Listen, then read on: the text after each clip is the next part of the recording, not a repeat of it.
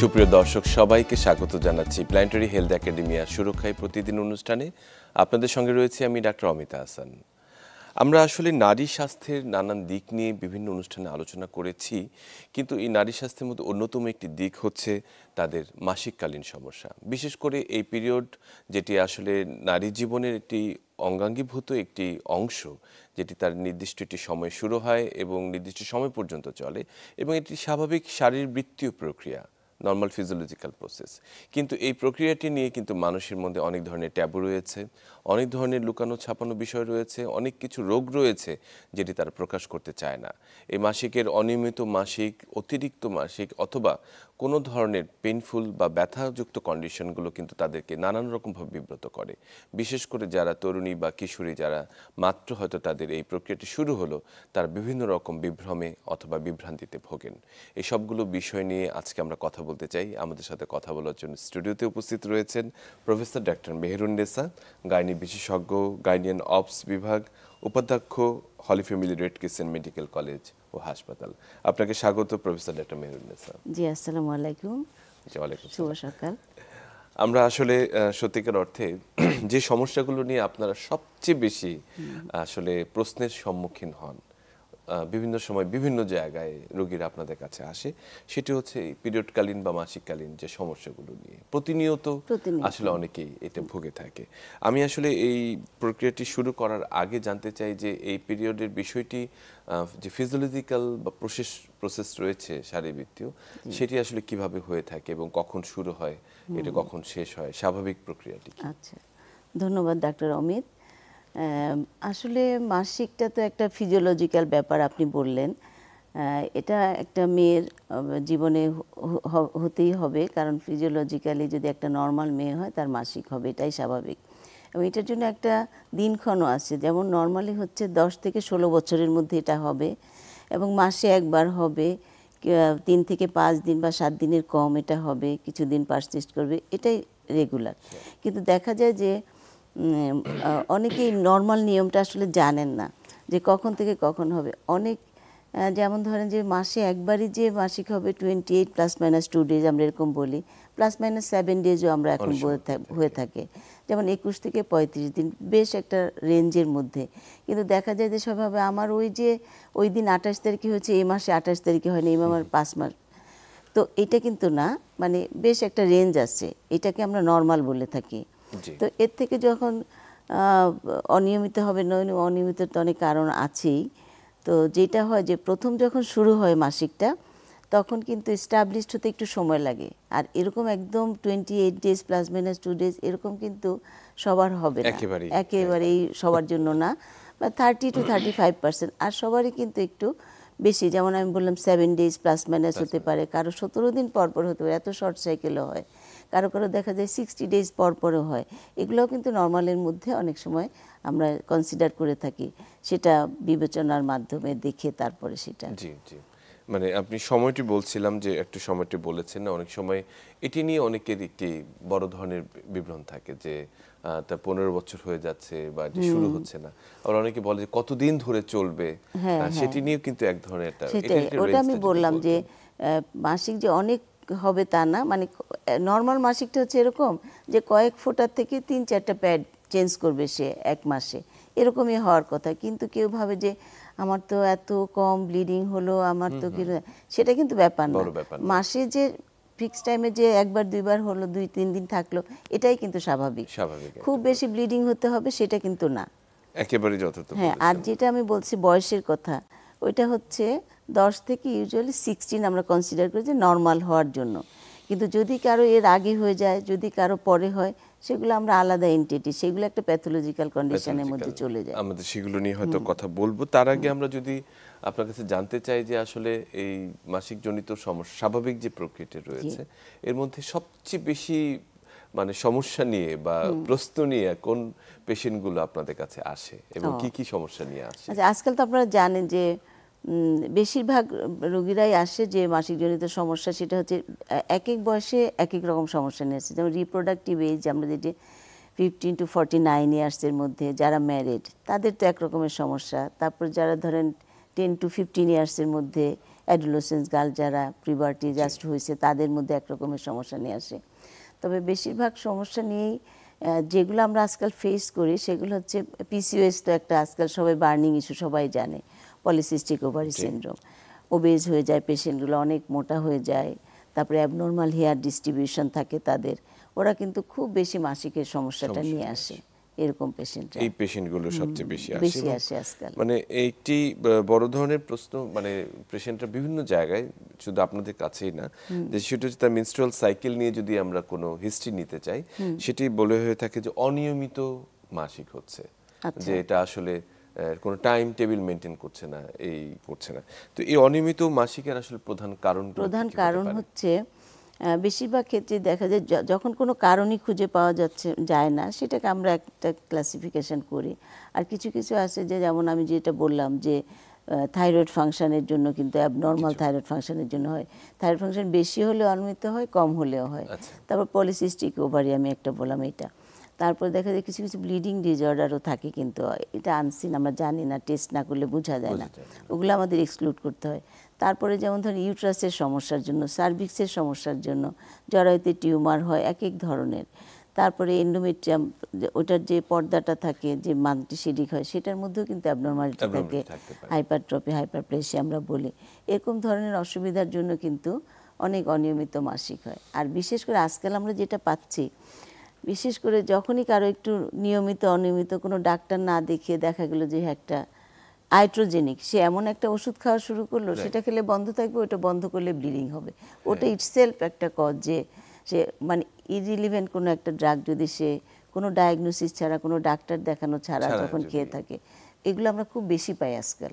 নিজেরাই হয়তো শুনে বা কারো কাছ থেকে জেনে ডায়াগনোসিসই হলো না যে আসলে তারা এটা কি অনিয়মিত কি নিয়মিত। কারণ ওই যে আমি বলেছি যে 28 দিন পরপরই হবে সেটা না, 7 দিন পরে হলেও সেটা নর্মালের মধ্যেই পড়ে।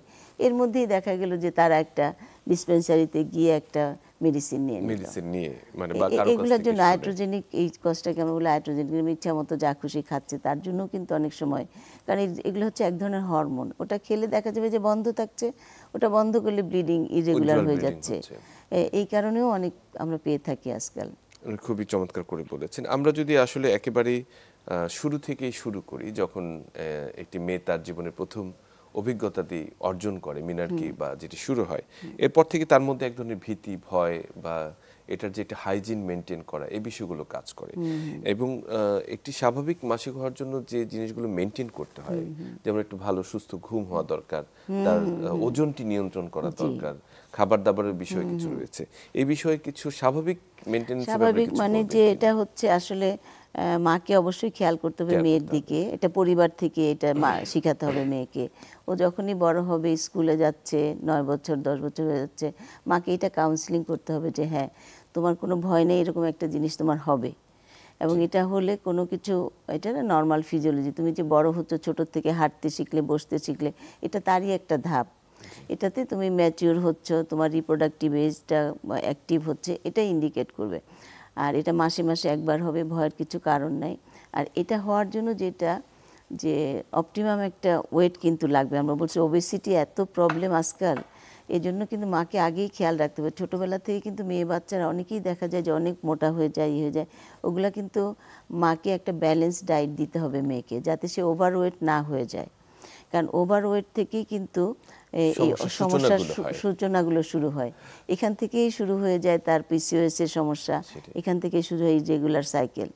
এইটা একটা ব্যাপার। খাওয়া দাওয়াটা দেখতে হবে, খেলাধুলা করাতে হবে বাচ্চাকে, ওয়েটটা মেনটেন করতে হবে, মানে ফিজিক্যাল অ্যাক্টিভিটিসের মধ্যে। তাতে বসে বসে শুধু ফোন, এখন তো আসলে এটা গেজেট নির্ভর জীবন এবং ফাস্ট ফুড নির্ভর জীবন। জি, এটা কিন্তু খুবই ক্ষতিকর বাচ্চাদের জন্য, বিশেষ করে গ্রোয়িং এজে বাচ্চাদের জন্য ওদের।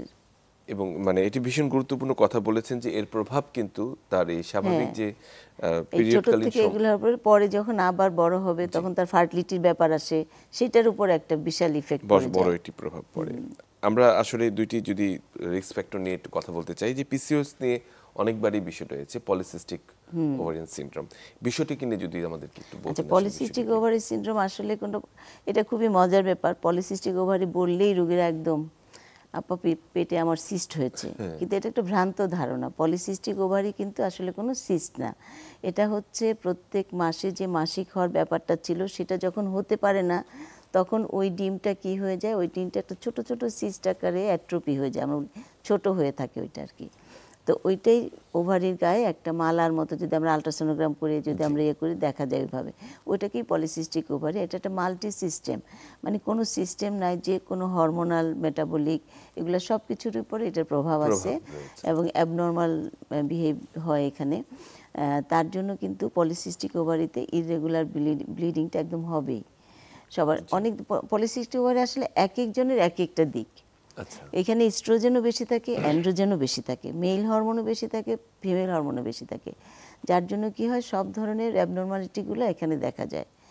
এখানে কেউ কেউ আসে অ্যাবনর্মাল মাসিক নিয়ে, কেউ কারো কারো কিন্তু মাসিক আবার নিয়মিত হয়, যদিও এটা অ্যানোভুলার মানে ওভুলেশন হয় না অনেক সময়, কিন্তু অনেকে মাসিকটা নিয়মিত হচ্ছে। অনেকে দেখা যায় যে অনেক ওবেজ হয়ে যাচ্ছে, মোটা হয়ে যাচ্ছে, এটা নিয়ে আসছে। কেউ হচ্ছে অ্যাবনর্মাল হেয়ার ডিস্ট্রিবিউশন, মেল প্যাটার্নের হেয়ার হচ্ছে, মুখের মধ্যে দেখা যাবে একটু দাড়ি মুছের মতো হচ্ছে, মানে সোশ্যালি সে এমব্রাস ফিল করে, স্কুল কলেজে যেতে পারে না, এরকম সমস্যাগুলো নিয়ে আসে।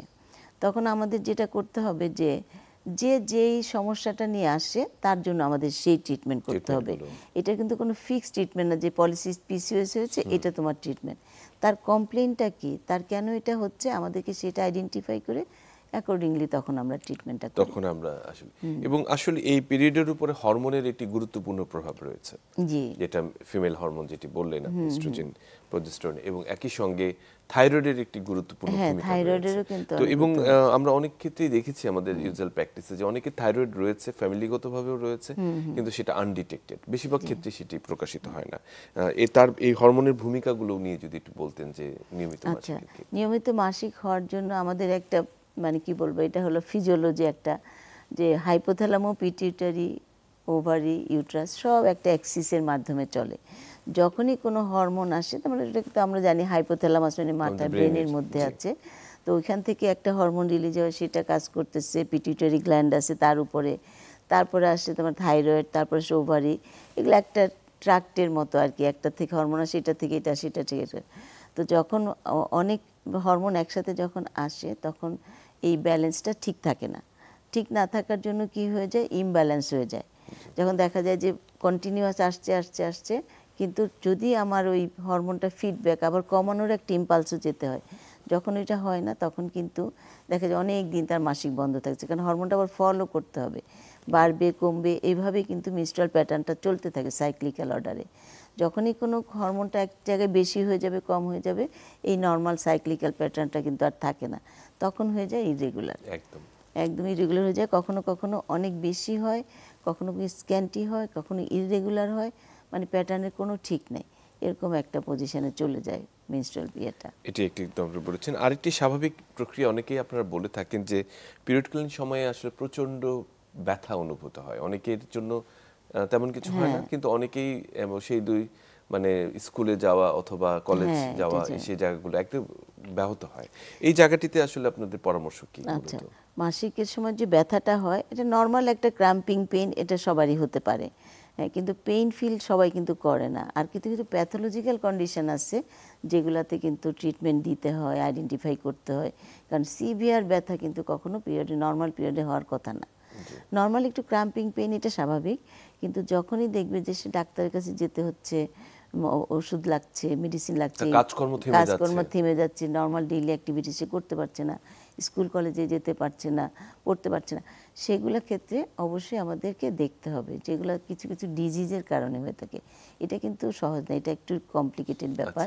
যেমন ধরো একটা ডিজিজ আছে এন্ডোমেট্রিওসিস, এটা সাধারণত ইয়াং এজে হয়, তারপরে যাদের বাচ্চা কাচ্চা কম হয় বা হচ্ছে না তাদের ধরে নিতে হয় যে এন্ডোমেট্রিওসিস। তারপরে আমরা বলি এন্ডোমেট্রিওসিস চকলেট সিস্টের মতো ওভারিতে হয়ে থাকে, এগুলো কিন্তু ভীষণ পেইনফুল যাদের এইগুলো বাচ্চা কম।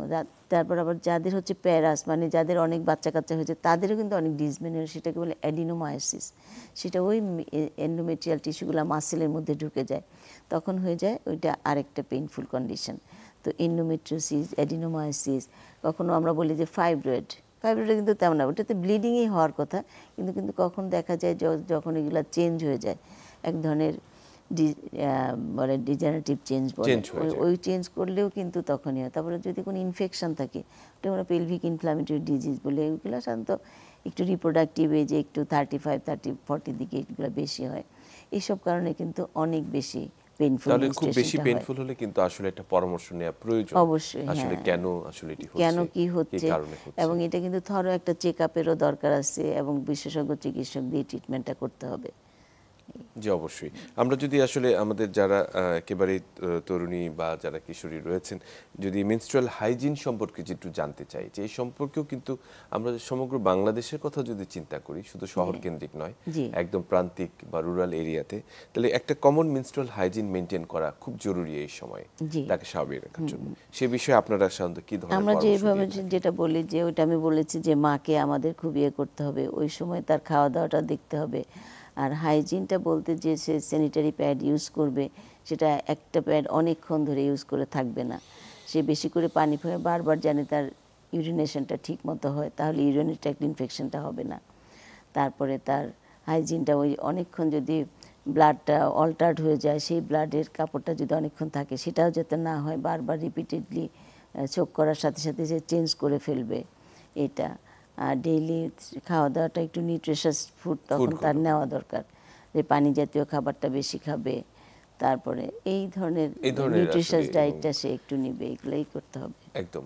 ঘুমের একটি খুব গুরুত্বপূর্ণ সম্পর্ক রয়েছে এক্ষেত্রে, যে স্লিপ আসলে এই আসলে স্বাস্থ্যের সত্যি, সাথে স্বাস্থ্যের যুক্ত। সাথে তো রেস্ট, ডায়েট, স্লিপ এগুলো ছাড়া তো একটা সুন্দর স্বাস্থ্য হতেই পারে না, তাই না? তো একদম মানে সারাদিনই ঘুমাবেন তা না, মানে রেস্ট অ্যাটলিস্ট 8 আওয়ার্স তো ঘুমানো দরকার আছে একটা জি, মানুষের। এটি একেবারে হ্যাঁ, নিয়মিত করতে হবে নিয়মিতভাবে তাদের জন্য। ঘুমানো দরকার। আমরা আসলে এই গুরুত্বপূর্ণ একটি কথা বলেছেন। আমরা যদি আসলে মেনস্ট্রুয়াল সাইকেল নিয়ে আরো কিছু সমস্যার কথা ভাবি, যে ইনফার্টিলিটির সাথে একটি সম্পর্ক বা মেয়েদের অবশ্যই, সাইকেলের হ্যাঁ। সাথে একটি গুরুত্বপূর্ণ অংশ এর অংশ সাথে যুক্ত। থাকে, হ্যাঁ। যে আমি বলছি আমাদের প্রথম বাচ্চার যখন পিরিয়ডটা শুরু হয় তখন কিন্তু অ্যানোভুলার থাকে, ওইটা একটু ইরেগুলার হয়। প্রথমে দেখা যায় যে মায়ের অনেক সময় আসে যে আচ্ছা আমার মেয়ের তো পিরিয়ড হয়েছে, এই সেই, তখন আমরা কবে শুরু হয়েছে আমরা তখন সেটাই জিজ্ঞেস করি, বলে 2 মাস হয়েছে বা 3 মাস বা 6 মাস। আমরা তখন একটু ইগনোর করি, কারণ ওই যে আমি বলেছি যে একটা নর্মাল ফিজিওলজি ওইটা এস্টাবলিশড হওয়ার জন্য কিন্তু একটা টাইম সময় লাগে, লাগে। সময় লাগে 1 থেকে 2 বছর। তখন কিন্তু পিরিয়ডটা ইরেগুলারই থাকে, জি। এটা মায়েরা মানতে চান না, কিন্তু তখন যে কোনো ওষুধ টষুধ দিলে কিন্তু আবার উল্টা পাল্টা হয়ে যাওয়ার সম্ভাবনা, সেটা কেউ বুঝে না আগেই ওষুধ। কিন্তু কথাটা হচ্ছে যে ওই সময় কিন্তু ওটা ফিজিওলজিক্যালি বলা যায় যে প্রথম যখন শুরু হবে তখন কিন্তু ইরেগুলারই হবে। আচ্ছা, তারপরে ইরেগুলার সাইকেলের সাথে অ্যানোভুলার যেহেতু ওভুলেশন হয় না, তো ইনফার্টিলিটি হতে পারে। এটা পরবর্তীতে যাদের এটা পারসিস্ট করেই যায়, এস্টাবলিশড আর হচ্ছে না, তাদের বেলায় কিন্তু অনিয়মিত মাসিকের সাথে বন্ধাত্বেরও একটা রিলেশন আছে, এবং বন্ধাত্বে অনেক সময় বন্ধাত্ব হয়ে থাকে। ইনফার্টিলিটির হ্যাঁ, সাথে যুক্ত রয়েছে যুক্ত বিষয়ে। রয়েছে। আসলে খুব গুরুত্বপূর্ণ কথা বলেছেন। আমরা যদি আরেকটি বিষয় জানতে চাই, যে আমরা জানি যে এই যে জানুয়ারি মাস, এটা হচ্ছে সার্ভাইকাল ক্যান্সারের একটি গুরুত্বপূর্ণ অ্যাওয়ারনেস জি, মাস জি। হিসেবে যুক্ত রয়েছে, এবং এই যে পিরিয়ডের সাথে কিন্তু নিয়মিত এটি স্বাস্থ্যের সাথে কিন্তু এটি সম্পৃক্ত। অবশ্যই, হ্যাঁ। অনিয়মিত মাসিকের সাথে আপনি যে ভালো কথা বলেছেন, ধন্যবাদ। যে ক্যান্সারের সাথে ইরেগুলার ব্লিডিং, আমি আগেই বলেছি যে লোকাল কিছু কজ আছে, টিউমারের কারণেও অনিয়মিত হয়। সেটা হচ্ছে যেমন ক্যান্সার সার্ভিক্সের সাথে অনিয়মিত মাসিকের কোনো প্যাটার্ন নাই যেটা হয় না। জি। ইরেগুলার হবে, এক্সেসিভ হবে, তারপরে সবসময় কন্টিনিউয়াস হবে, কোনো মানে ধরাবাঁধা কোনো নিয়ম নাই যেটা। ইভেন কন্ট্যাক্ট ব্লিডিং দেখা যায় যে পোস্ট কয়টাল ব্লিডিংও হচ্ছে, হাজবেন্ডের সাথে মেলামেশার পরে এই ধরনের সমস্যা কিন্তু একেবারেই মাথায় রাখতে হবে রাখতে হবে ক্যান্সার সার্ভিক্সে। এবং ক্যান্সার সার্ভিক্স আসলে আমাদের দেশে কিন্তু এখন অনেক রকমের প্রিভেন্টিভ মেজার আমরা নিচ্ছি, সত্যি কথা, না হওয়ার জন্য।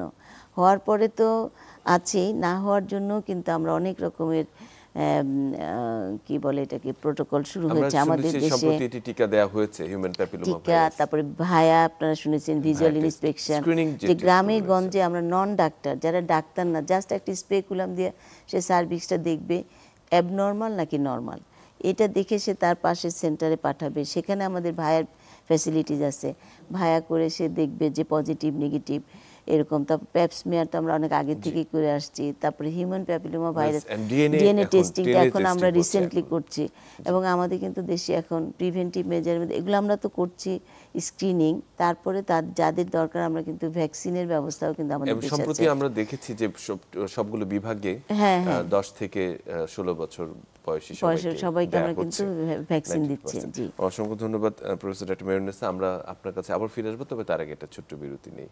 সুপ্রিয় দর্শক, আমরা আজকে কথা বলছিলাম যে নারী স্বাস্থ্যের একটি গুরুত্বপূর্ণ বিষয় যেটি তাদের পিরিয়ডকালীন সমস্যা, সেই বিষয়ে। সঙ্গেই থাকুন, ফিরে আসছি একটু পর।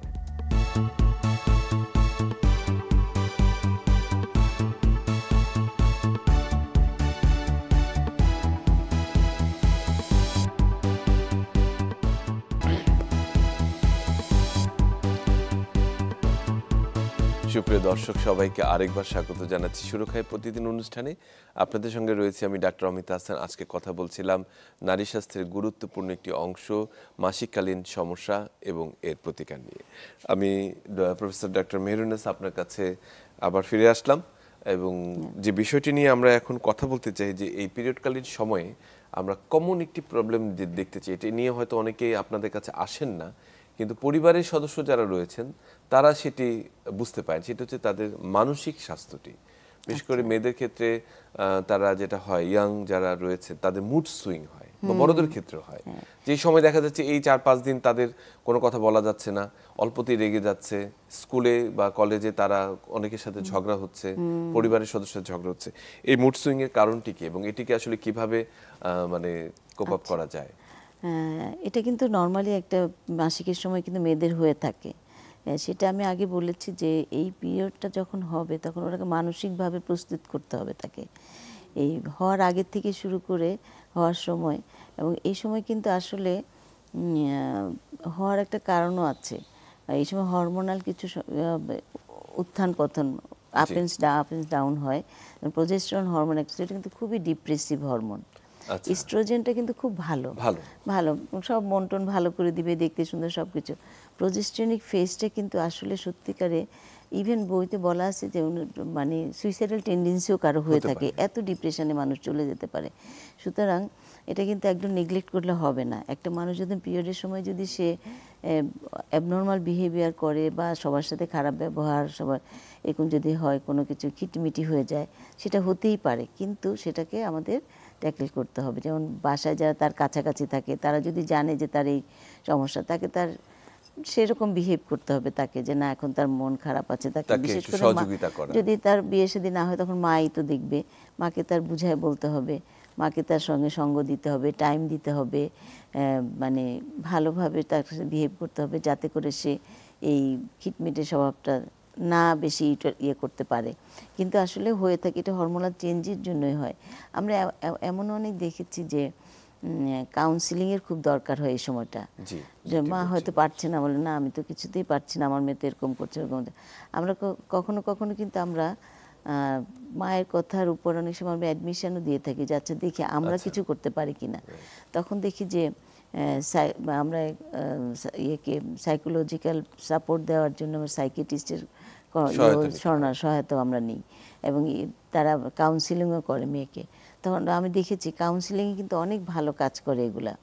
এবং আমার রিসেন্টলি 2-1 পেশেন্ট আমাদের এরকম হয়েছে, অ্যাবনর্মাল ব্লিডিং নিয়ে আমরা অ্যাডমিশন দিয়েছি, কাউন্সিলিং করেছি, তারপরে মানে অ্যাবনর্মাল হয়ে যায় আসলে, সত্যি কথা সাইকোলজিক্যালি ডিপ্রেস হয়ে যায়, এমন হয়ে যায় যে সব কিছুই তার অন্যরকম হয়ে যায়। তখন কিন্তু আমরা সাইকিয়াট্রিস্ট নিয়ে কাজ করতে থাকি। এটি ভীষণ গুরুত্বপূর্ণ এবং এটিকে গুরুত্বের সাথে নিতে হবে, দেখতে হয় আসলে, কোনো নেগলেক্ট করলে হবে না। এটা কিন্তু নেগলেক্ট করার কাউন্সেলিং যদি প্রয়োজন হয় অবশ্যই, এটা খুবই একটা হরমোনাল ব্যাপার এবং এটাকে গুরুত্ব দিতে হবে।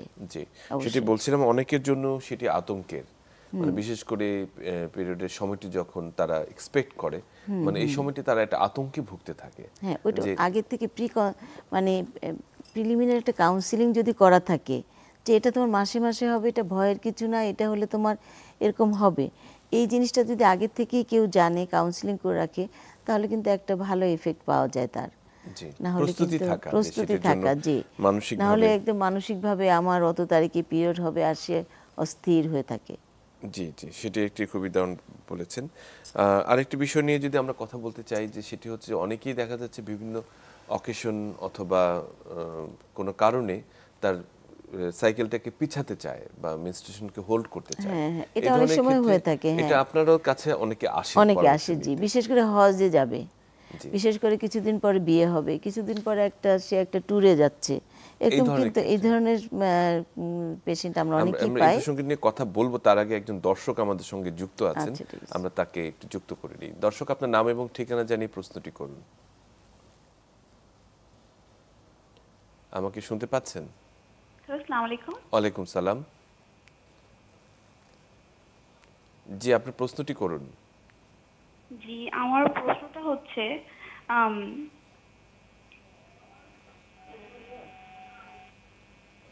আমরা বোধহয়, আপনি বলুন। আমার আপনি যে মাসিকটা হয় সেটা মানে অনিয়মিত, আর মাসে মাসে মানে 2 বার হয়ে যায়। এই 2 মাস ধরে মানে ডিসেম্বর নভেম্বর ধরে এই মানে কোনো অফ হলেও 2-3 দিন অফ থাকে, আবার স্টার্ট হয় জিনিসটা। বুঝতে পেরেছি। আচ্ছা, আমরা প্রশ্নটি নিচ্ছি। দর্শকের আচ্ছা, প্রশ্নটির জবাব আমরা হ্যাঁ, দিয়ে নিই আগে। আচ্ছা, যে প্রশ্নটি করেছেন, আপনার বয়সটা কত? বয়সটি কত আপনার?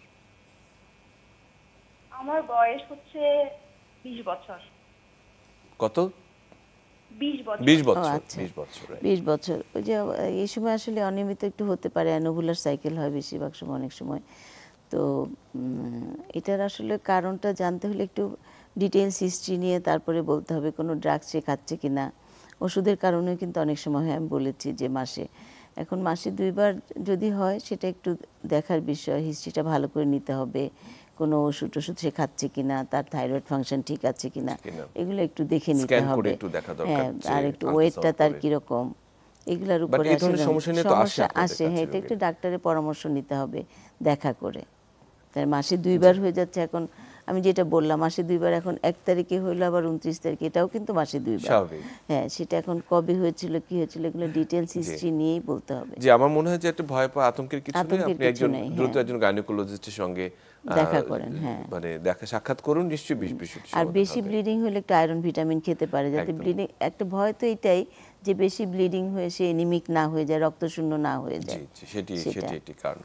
আমরা যে যে প্রসঙ্গটিতে ছিলাম, যে বলছেন যে বিভিন্ন রকমের হয়তো প্রোগ্রাম, বিয়ের প্রোগ্রাম রয়েছে, বা হজে যাবেন বা ট্যুরে যাবেন, সেক্ষেত্রে মাসিকটা এটা হোল্ড কোনো করতে হয়। সমস্যা না, তখন আমাদের আমরা রোগীদেরকে এভাবে ট্রিট করে থাকি, যার যেটা যে রকমের সেভাবে আমরা একটা মেডিসিন প্রেসক্রাইব করে থাকি যে আপনি ঠিক আছে। ওইটা আমরা শুধু হরমোন দিতে পারি, পিল দিতে পারি, কারোর জন্য ইনজেকশন, যার জন্য যেটা সুইটেবল এরকম হয়। দেখে আমরা কিন্তু প্রেসক্রাইব করে থাকি। এবং সে যখন হজ শেষ করবে বা তার যখন প্রোগ্রাম শেষ হবে, সে ড্রাগটা ছেড়ে দিবে বা তখন তার আবার নিয়মিত আবার তখন হবে। নিয়মিত সেটা, হ্যাঁ, এটা মানে কিন্তু অনিয়মিত হয়ে যায় না, এটা ওইভাবেই আমরা ওভাবেই আসলে সাইক্লিক্যালি দিয়ে আপনারা থাকি। হ্যাঁ, ঠিক করে থাকেন। আমরা যদি আসলে আরেকটু মানে প্রসঙ্গক্রমে আসি, যে প্রান্তিক জনগোষ্ঠীর জন্য যে এই স্বাস্থ্য সেবাটি রয়েছে, মাসিক স্বাস্থ্য সেবাটি রয়েছে, সেখানে একটি বড় একটি বিষয় কাজ করে, সেটা হচ্ছে সোশ্যাল একটি ট্যাবু কাজ করে। যে আচ্ছা, হ্যাঁ। মানে এই লুকানো ডাক্তারের কাছে কোনো যেতে বিষয়, চায় না, যেতে কথা চায় বলতে চায় না। কোনো সমস্যা হলো সে নিজের ভিতরে লুকিয়ে নিজের রাখে। ভিতর লুকায় রাখে। পরিবারের সদস্যরাও বলে যে না, এটা বলার দরকার নেই, এটা বললে কে ডাক্তারের কাছে নিয়ে যাবে। হ্যাঁ, এই এটা যে তো এই বিষয়গুলোকে এরকমই, আসলে হ্যাঁ। কিভাবে আপনারা না, এটা স্বাভাবিক করতে চান? এখন কিন্তু অনেকটাই কেটে গেছে। এখন আমাদের মেয়েরা কিন্তু অনেক স্মার্ট হয়েছে, আমি দেখেছি। কোনো পিরিয়ডের সমস্যা হলে, গ্রামেগঞ্জের কথা একটু আলাদা হয়তো ওখানে কিন্তু এখন তো শহরে কিন্তু সবাই কিন্তু মোটামুটি আসে এবং বলে যে এরকম মাসিক, যেমন ও প্রশ্নটা করলো মেয়েটা, এরকম কিন্তু আসে যে আমার 1 বার না 2 বার হচ্ছে, আমার এরকম হচ্ছে। আর বিশেষ করে মায়েরা খুব ওয়ারিড থাকেন। পেশেন্ট বা বাচ্চারা যা না বলবে, মায়েরা আরো বেশি সতর্ক কনসাস। থাকেন। তখন আমরাই মাকে বেশি বকা দিয়ে দিই যে আপনি কেন এত হচ্ছেন। আসলে 2-1টা সাইকেল অনিয়মিত হবে, এটা কিন্তু স্বাভাবিক। মাঝে মধ্যে 2-1টা হবে না, এটা একদম, আমার জীবনে যতগুলো পিরিয়ড হয়েছে একদম ঠিকঠাক মতো হবে এরকম কিন্তু আমি বলেছি, এটা কিন্তু একদম হয় না। তবে মাঝে মধ্যে 2-1টা সাইকেল অনিয়মিত তার জন্য হলে একটু অপেক্ষা করতে, 2-1টা সাইকেল দেখতে হয়। হঠাৎ করে একটা মেডিসিন না শুরু করে একটু ওয়েট অ্যান্ড সি করলেও কিন্তু, ওটা তো বলছি একটা এক্সারসাইজ, এটা ঠিক হতে একটু সময় লাগে, মাঝে মধ্যে ঠিক হয়ে যায়, কোনো অসুবিধা হয় না, মানে নিজে নিজেই এটা ঠিক হয়ে যাওয়ার কথা। জি, অনেকেই আমরা দেখেছি যে বিভিন্ন যারা পরামর্শ নিয়েছেন তাদেরকে অনেকেই দেখা যাচ্ছে যে অনেককে পিল বা কন্ট্রাসেপটিভ পিল দিয়ে ট্রিট করতে দেখা গেছে যে অনিয়মিত হচ্ছে বা হচ্ছে না তাদেরকে একটা নির্দিষ্ট সময় ধরে, সেটির আসলে কতখানি প্রযোজ্যতা হ্যাঁ, রয়েছে? আমাদের এখন যেটা বলা হচ্ছে যে অনিয়মিত মাসিক হলে আগে যেরকম টিন এজের মেয়েরা যেমন 11 বছর 18 বছর বিয়ে হয় নাই, ওদেরকে পিল দিলে একেবারে হাই হাই পড়ে যেত যে আল্লাহ কি ওকে পিল দিছে কেন এটা। এখন কিন্তু আমাদের মেডিকেল সায়েন্সেই বলছেন যে এটা কিন্তু পিল সবচেয়ে ভালো।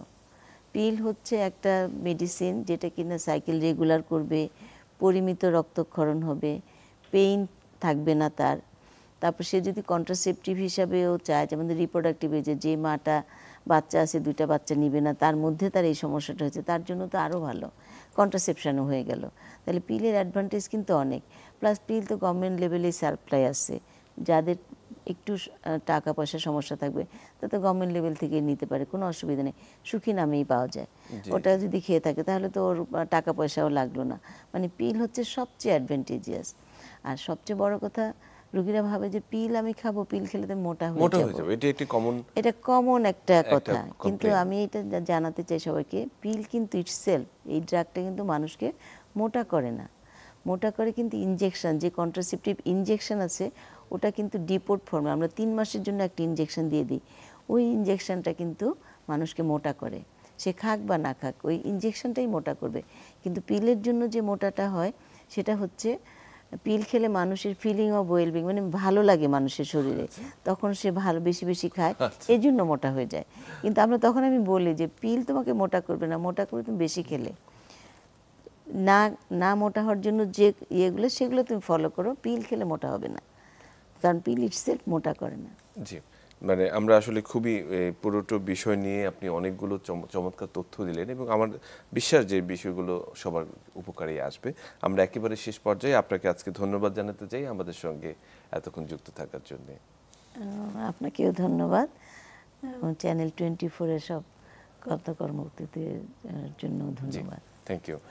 জি, সুপ্রিয় দর্শক, আমরা আসলে এতক্ষণ নারী স্বাস্থ্যের গুরুত্বপূর্ণ একটি অংশ নিয়ে, বিশেষ করে মাসিককালীন সমস্যা নিয়ে গুরুত্বপূর্ণ কিছু তথ্য আপনাদেরকে দেওয়ার চেষ্টা করলাম এবং আশা করছি যে এই কতগুলো আমাদের যে ভ্রান্ত ধারণা বা ভুল ধারণা রয়েছে সে বিষয়গুলো এখান থেকে সমাধান হবে এবং একটি সুস্থ স্বাভাবিক জীবনের জন্য এই একটি মেয়ের জীবনে কিন্তু পিরিয়ডের একটি ভীষণ গুরুত্বপূর্ণ একটি অংশ এবং সেই অংশটিকে সুন্দরভাবে পরিচালনা করার জন্য কিছু তথ্য এবং সচেতনতা একেবারেই জরুরি, যেটি আমরা আজকে বলার চেষ্টা করেছি।